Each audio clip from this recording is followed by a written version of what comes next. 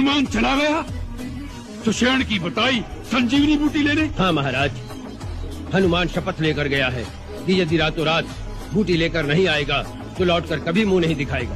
तो समझ लीजिए हनुमान का पंथ कट गया। अब वो चमगादड़ की तरह कहीं खो में मुंह छुपाकर बैठ जाएगा। युवराज, ऐसा न कहें। आपने अभी तक हनुमान की शक्ति को भली भांति पहचाना नहीं। शुक, हिमालय से बूटी लेकर रातों रात लौटना असंभव है। स्वयं हिमालय के पंख निकल आए और वो उड़कर आए तो भी संभव नहीं।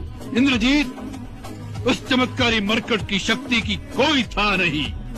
उसके लिए कुछ असंभव नहीं है। असंभव तो असंभव ही रहेगा। कहाँ लंका का समुद्र तट, कहाँ हिमालय, कौन ला सकेगा संजीवनी बूटी? प्रभु, आपका इस दास से विश्वास उठ गया। हनुमंत, कैसे पृथ्वी के दूसरे छोर से आएगी वो बूटी एक रात में? प्रभु, कर्मवीर सोचते नहीं, केवल कर्मरत हो जाते हैं। आप आज्ञा तो दें। प्रभु, मुझे पूर्ण विश्वास है बजरंग इस कार्य में भी सफल होंगे। प्रभात की पहली किरण से पूर्व संजीवनी लेकर यदि नहीं लौट सका तो फिर अपना ये मुख आपको कभी नहीं दिखाऊंगा अयोध्यानाथ।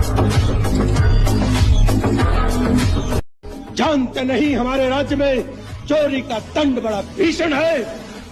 मैं तो समझा था जिस नगरी का राजा स्वयं चोर, उस नगरी में चोरी करने पर दंड नहीं पारितोषिक मिलेगा। यदि इस राज्य में चोर को दंड दिया जाता है तो पहला दंड तुम्हारे पिता को मिलना चाहिए, जो चोरी से एक अबला स्त्री को उठा लाया है। इस भेद को कोई नहीं जानता, स्वयं अंजनी कुमार भी भूले हुए। क्या भूल गए?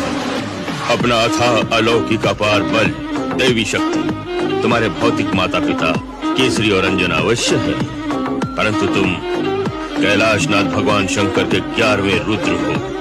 वायु का तीव्र वेग तुम्हारे अंग अंग में समाया है। हे केसरी नंदन, इसी कारण संसार तुम्हें शंकर सुवन और पवन पुत्र कहकर पुकारता है।